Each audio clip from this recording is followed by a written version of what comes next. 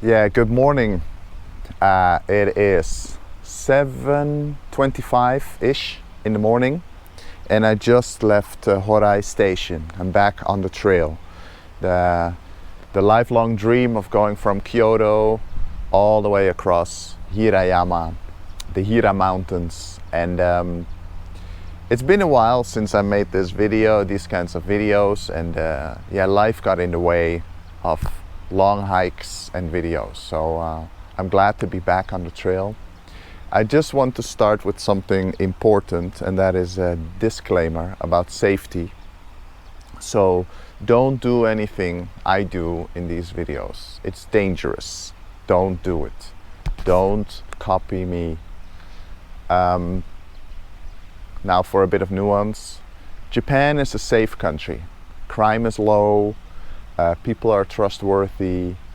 There are hardly any scams. Just on a normal daily life, for a resident, you go into a coffee shop, people put their phone on the table to reserve a seat, then go to the counter, buy their coffee, come back, and the phone is still there. If you lose your wallet, people find it, they put it on a bench where it's easy to see, or they bring it to a police box and you can pick it up later. So Japan in that sense is a very safe country, safest country I've ever been in. Now I'm not saying there's no crime. Obviously, mostly in the big cities, the nightlife.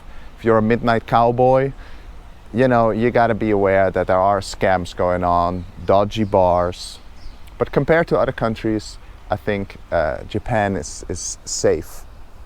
But that's talking about society. Now, nature is a different beast. So many people think, well, the parks are so nice in Kyoto, the temples are so beautiful, the Imperial Palace Garden is calm, you can walk there at night.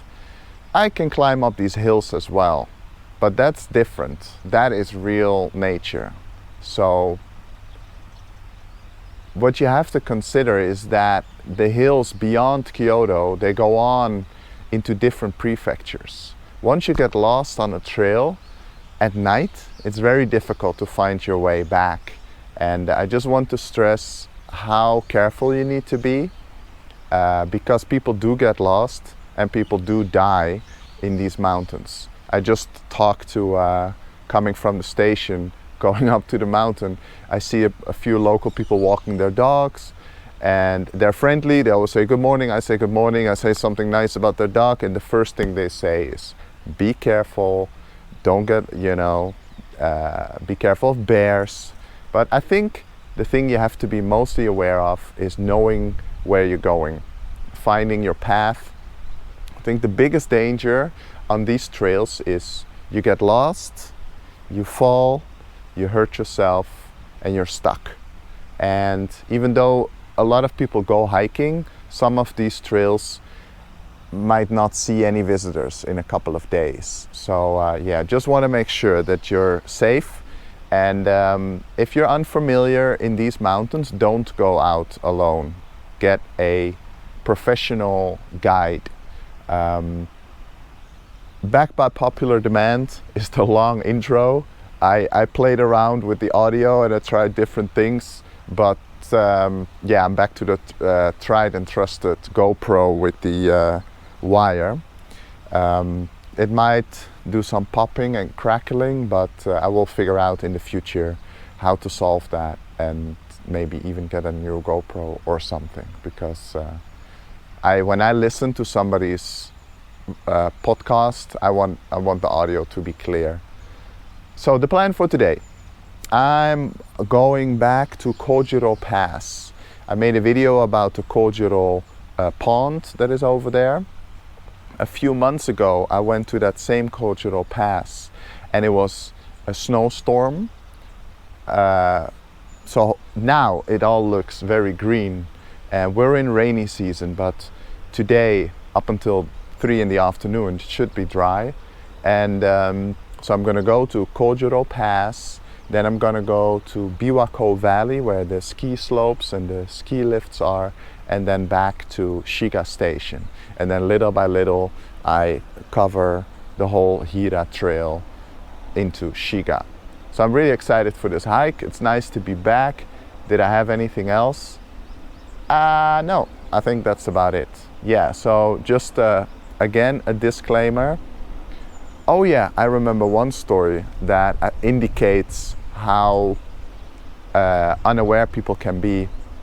This was a few years ago, and I went up on the back of Daimonji, and I know that area very well. And it was about 5 o'clock, 5:30, and Japan gets dark really quickly, all of a sudden. Like, you can go into a shop and it's still light. When you come out of the shop, it could be dark. It's like within a few minutes. In Holland, the transition between day, evening and night is very slow. In Japan, it's very quick. So if you're not aware of that, you can get overwhelmed by the dark. So I was on the back of Daimonji, and I know my way around. And I saw a tourist, and he was walking around on these local trails with his Google map, and he asked me where Daimonji was. I said, "Are you walking around with with Google Maps on these small trails? You need to get back." So I walked him back to the city, but he could have been, you know, probably he would have found his way back. But a lot of people also do have to get picked up by helicopter, and it costs a lot of money, a lot of efforts, unnecessarily so. So yeah, be safe, be smart. I might talk a little bit about how I try to be safe in future videos. But now, today's hike.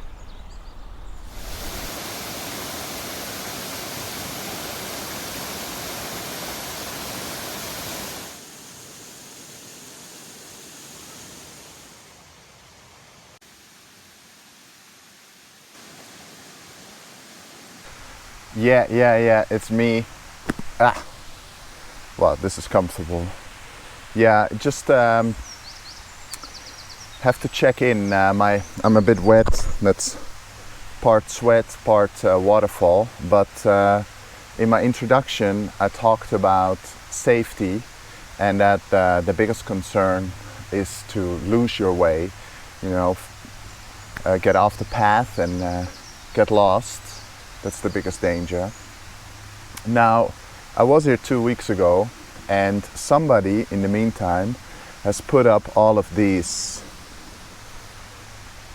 pink plastic ribbons, plastic yellow top,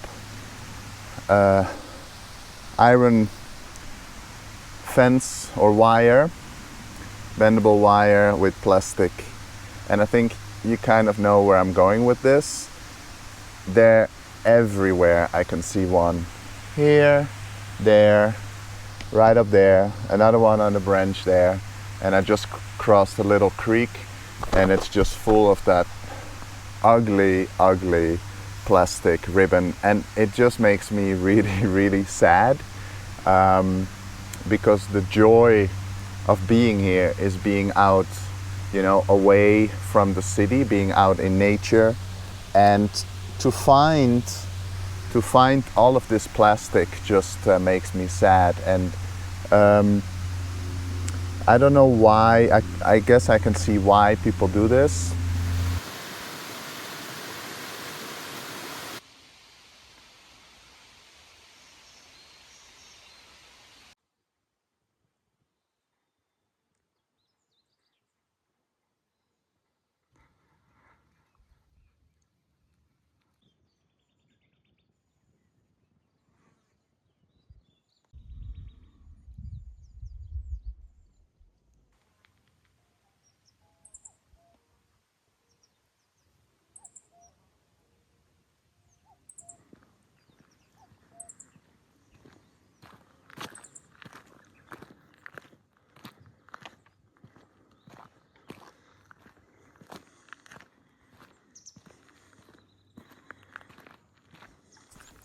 Okay, so I'm taking a break here, overlooking Lake Biwa on the Otsu city side.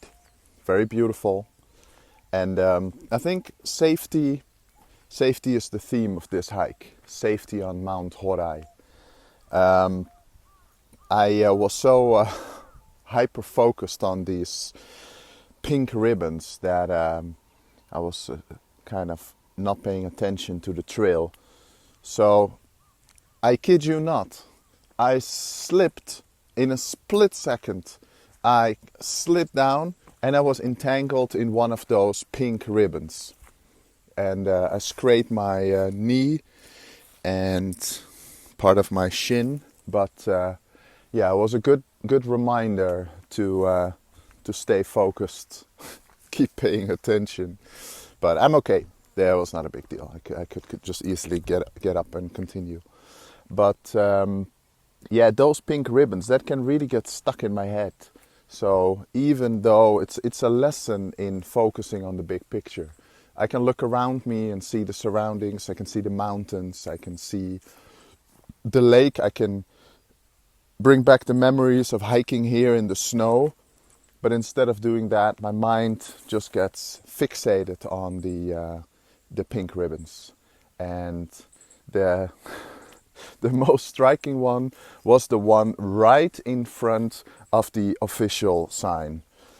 And then I thought, they probably don't continue until Mount Horai, right? But yes, they do. Just continues. They're all over the place, everywhere. But soon, plastic will turn into microplastic, and my big problems will turn into micro problems, and in a few years it will be all forgotten. So yeah, gotta let it go. This is a lesson in letting go. But still, I hope the person that puts them there reconsiders it and takes them away.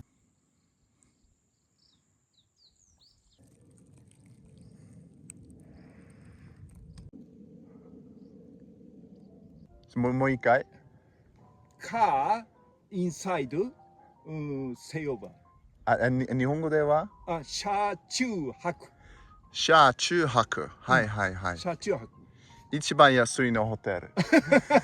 いつも暇。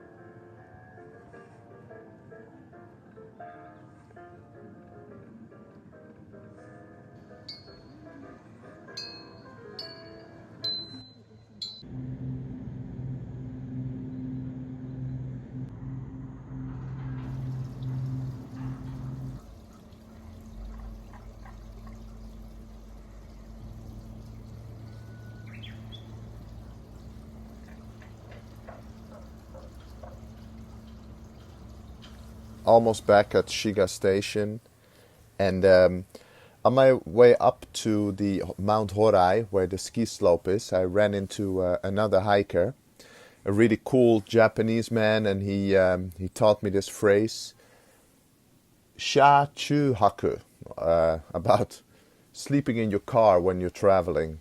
So that was a really cool guy, and I talked to him about the pink ribbons. And he said it's set up for a trail run course temporarily, so hopefully they will take it away. So after meeting this guy, my faith in humanity was restored.